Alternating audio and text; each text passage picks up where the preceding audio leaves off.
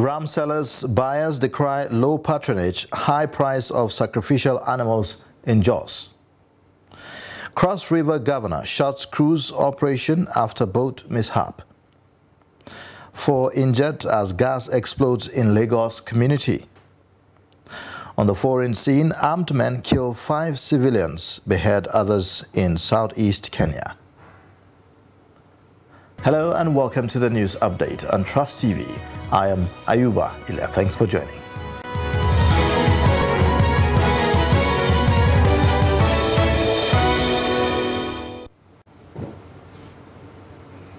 And now the details. A few days to Eid al-Kabir celebration, ram sellers in Jos Animal Market, the Plateau State capital, are decrying low patronage as buyers say that prices of the sacrificial animals are high. Ram sellers at the Yenshanu market say that the business this year is not booming as buyers are not forthcoming to buy the rams for the Salah festivities. Ado Musa reports. Although ram markets across the country had witnessed low patronage previously, traders say the low patronage being experienced this year at the animal market is the worst they have seen. The traders also attribute the development largely to the fuel subsidy removal and the security challenges bedeviling the country. Muhammad Rabiu, an animal dealer at the Yenshanu market, explains the factors responsible for this development. The transport is so expensive, so that increased the price of the animal. After that, the feed we used to buy is also increased. That's why the price is going up and there is no market. According to the expectation, the ram we used to sell last year, 35,000 for example, this year 2023 is up to 50 to 55,000. Some buyers at the market complain about hike in price of the rams this year. Alternative, either to go to the village and get, or check around again if I will get an affordable one. We are at the market to buy the ram for the Salah festivity, but the price is high. The rams are untouchable because of their prices. I don't know how to go about it. Ram dealers at the market said the low patronage being experienced in the market could improve if government pays June salary before Monday. Ado Musa, Trust TV News, Jos.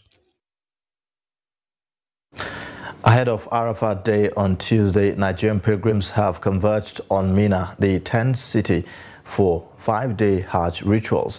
Mina is 7 kilometers away from the Grand Mosque in Makkah, which serves as the epicenter of the Hajj exercise. Sharif Al-Hassan reports from Mina, the 10th city.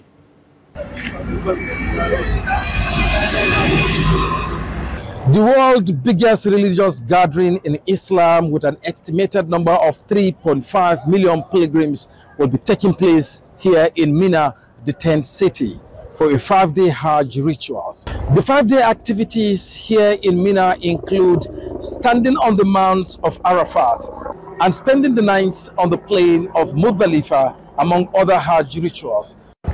We will be talking to some Islamic clerics for them to shed light on the pilgrim stay here in Mina. All pilgrims are going to convert from Mecca to Mina, where they are going to prepare for themselves before the Arafat Day. The significance of this day is to put all pilgrims who intended to do his pilgrimage to come and stay at Mina, preparing himself, mentioning Allah subhanahu wa ta'ala, making a lot of zikr. Labbaik Allahumma labbaik, labbaik la sharika laka labbaik, innal hamda wa ni'mata laka wal mulk, telling his Lord that I have answered your call, I have answered your call, I have arrived, there is no one to be worshipped except you. So now whatever they were doing here is they were preparing themselves before the Arafat, because the Arafat is coming on 9th of Zulhijjah. This is the significance of why all Muslims pilgrims should convert to Mina on this day. They are going to stay here for 5 days. Today is the 8th day. The activity of 8 is just to come and stay, pray Zuhur, Asr, Maghrib, Isha in 2 rakats. The Zuhur is going to be prepared in 2 rakahs. The Asr also is going to be prepared in 2 rakahs. The Maghrib is as usual. The Isha is going to be prepared in 2 rakahs. After Subhi, then they convert all of them to Arafah. That is on the 9th of Zulhijjah.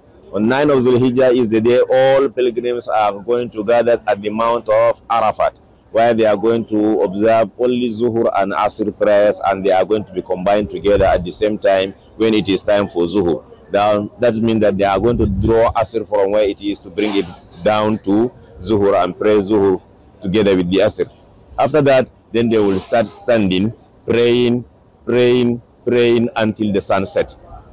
If any one of the Muslims who appear not to be at that day, at that place, in the daytime, and he has no reason why he was absent, he has to give a ram. And he must stay there until sunset. Anyone who leaves Arafat before the sunset, he has no Hajj on that year. He has to repeat it back again.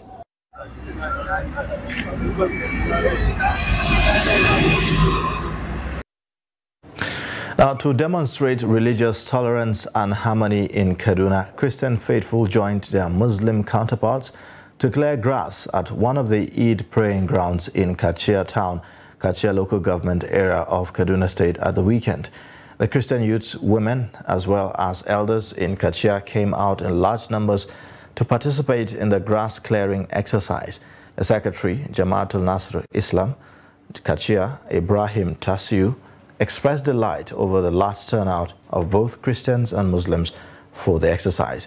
He called on Muslim and Christians to continue to live in peace and harmony. The coordinator, Community Peace Action Network with the Interfaith Mediation Center, Kaduna State, Samson Auta, said that they wish Muslims happy and peaceful Eid al-Kabir celebrations. Now, security agencies in Kano State hold show of force exercise ahead of this year's Eid al-Kabir celebration. The exercise is to showcase readiness of security operatives to ensure peaceful celebration throughout the Salah period in the state. Trust TV's correspondent Idris Jibrin reports. It is a show of force in the form of work by operatives of the Nigeria Police Force, Army, Civil Defense, and all other relevant security agencies. Leading the work from the Sani Abacha Stadium to the Emir's Palace in Kofar Kudu, the State Commissioner of Police Muhammad Gumel said the idea is to assure people that their security of lives and property is guaranteed. The purpose of this outing is nothing other than to give confidence to the populace and to give confidence to ourselves that the Salah celebration that is coming in the next 48 hours is going to be celebrated in a peaceful atmosphere. According to the CP, police and all other sister security agencies have already mapped out strategies to effectively police Kano before, during and after the Salah period. We are advising members of the public who are induced by anybody to come out and sabotage the peaceful conduct of the Salah celebration, which we know it is a tradition, it is a history-making event, and Kano State is in the focal of every nation in the world. We are aware that people all over the world are coming to Kano to witness the Durbar celebration. International communities will be with us to enjoy the festive period. Meanwhile, the police are calling on all Kano residents to ensure they desist from committing any form of crime, as security operatives have since been deployed to enforce peace across the state. Idris Jibrin, Trust TV News, Kano. Cross River State Governor Basi Otu has ordered suspension of all activities in the Marina Resort operators of the boat cruise until further notice. The order followed reports of 11 missing medical students from boat mishap in the state.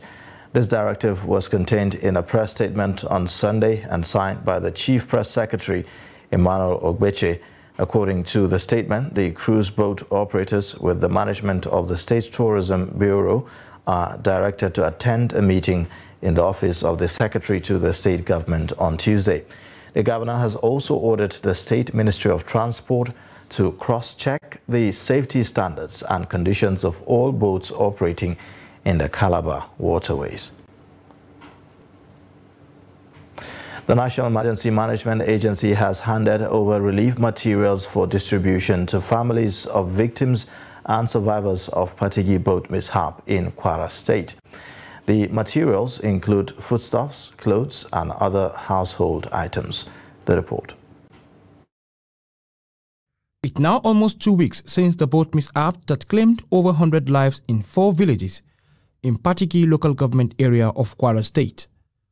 Officials of the National Emergency Management Agency, NEMA, are here to hand over relief materials for onward distribution to the families of victims and survivors of the boat mishap. NEMA Director General Mustafa Ahmed commiserates with the people and government of Kwara State over the incident. 100 cartons of Omo detergent, 220 pieces of blanket, 200 pieces of nylon mat, 250 pieces of mattresses. The relief items are meant to complement the efforts of the Kwara State government in providing immediate succor to the affected person. Director General, National Emergency Management Agency, the Kwara State Deputy Governor, Kayode Alabi, expressed gratitude to the federal government for the materials, saying it will go a long way in providing succor to the people. The Deputy Governor is, however, not impressed with the lackluster attitude of people of Patigi towards the use of life jackets provided for them by the state government years ago. We're not bothered about safety in this country, and we need to do something about that. Maybe we need to educate our people more. Because last year, I remember, about more than 1,000 jackets. If they want jacket, this could have happened, but it has happened. There's nothing good about it. Deputy Governor, Kwara State, said the use of life jackets during water travel is also emphasized by the NEMA boss to avert future occurrences. I believe they should have a kind of regulatory authorities by that riverbank, whereby they ensure that the right quantity or the right number of passengers are being carried on each ferry or items. There's a right amount of kilogram of what is being carried. But any passenger ferry, they should always ensure that there's number of life vests to cover the number of people on that ferry. 144 people were rescued alive from the boat mishap, which occurred on Monday, June 12, while over 100 passengers were confirmed dead. 4 people have been injured in a gas explosion in Lagos in the early hours of Monday. The incident happened at Ijaye beside the Apostolic Church, Agege, where it was discovered that a shop stored with gas cylinders caught fire. According to the State Emergency Management Agency, preliminary report says that one of the gas cylinders got exploded as a result of gas leakage and in the process caught fire. The incident affected the shop, whilst other shops and adjoining buildings were saved. While no loss of life is recorded, 4 adults, 3 female and 1 male, sustained various degrees of injuries, second-degree burns, as a result of the incident, and they are being attended to by the agency's pre-hospital care alongside Lasam Boss. Now, Lasema Director General Olufemi Okeosanyitolu said that the victims have been moved to Lagos University Teaching Hospital, LASU. You're watching the news update on Trust TV. Coming up shortly, we'll take a look at the story of an inseparable pair. Details and more after the break.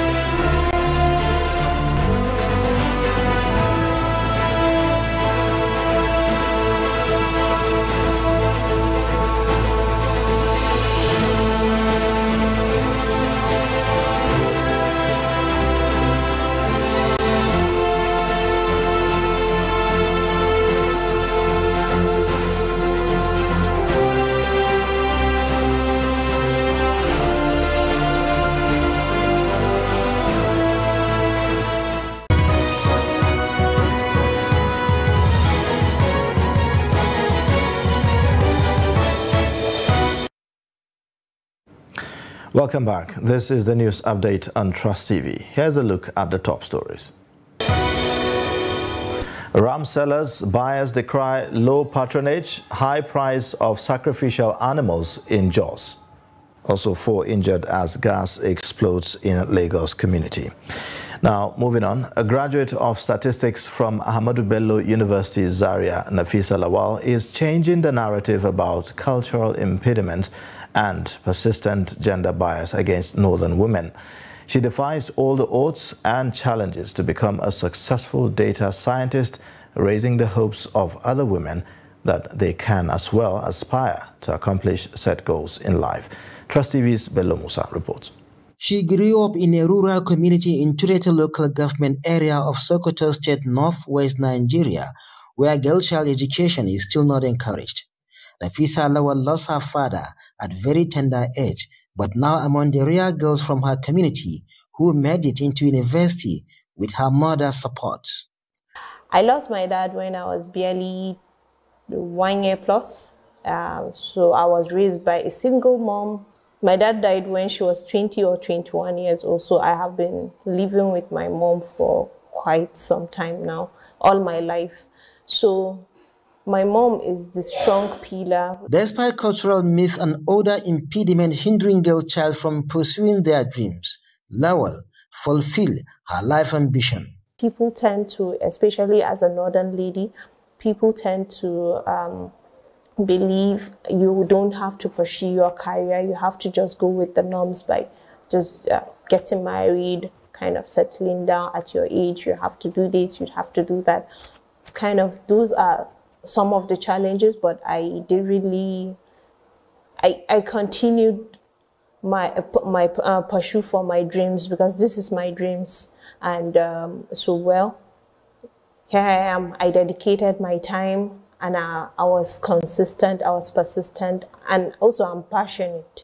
She said the journey through the university was not as smooth for her as a woman from the north, and becoming a data scientist is also an uneasy task. The challenges that I faced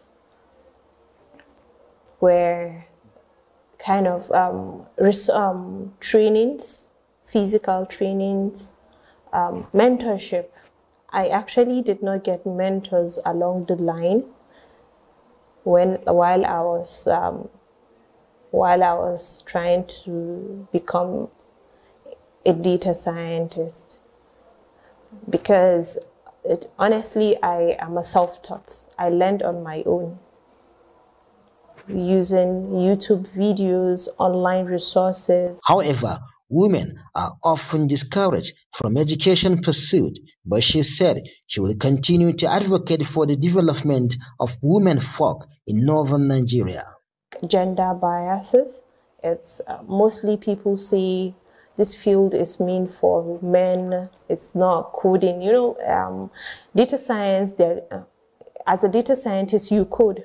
We have programming language, so a lot of people frown against that. You cannot be able to code and stuff like that. So it's meant for like men in general. Nafisa Lawal believes that venturing into data science can unlock opportunity for women in the north, and the cultural norms affecting the growth of women can be addressed to allow them contribute their quota in national development. Bello Musa, Trust TV News, Kaduna. Now, one must have in a lady or woman's living space, luggage, or even handbag at any given time is mirror. This is because they have the habit of occasionally staring at the mirror, be it at home, work, school, or any other place. In this report, Victoria Tokolo takes a look at why women love staring at mirrors, even at the unlikeliest of places and times. According to a survey conducted by specialists of a cosmetics brand, on average, women spend 3,276 hours or 136 days on makeup, hair, and clothing choices. In all of the above time, they are staring at the mirror, admiring how suitable or not they appear. Outside their closets, the most popular places they look at themselves include the glass of the car, the phone screen, shop windows, etc. women use mirror because it's an addictive habit. We use it to check if our makeup is okay, if you are looking fine, if there's need for change in something. That's how we use me. So it's just addictive. We are addicted to it. Unconsciously, we check the mirror. That's why you see women when they see any form of mirror, they want to see if I'm okay or not. It's just an addictive habit. We women, we like mirror. We like using mirror to check ourselves. When we rub powder, we like to see as we look. We put eye pencil or makeup, any makeup we make. We like to see ourselves in the mirror and see how beauty or how nice we are before we go out. It's for validation, which may or may not reflect their true identities. Mirror is a must for us to appreciate ourselves more as a God creature.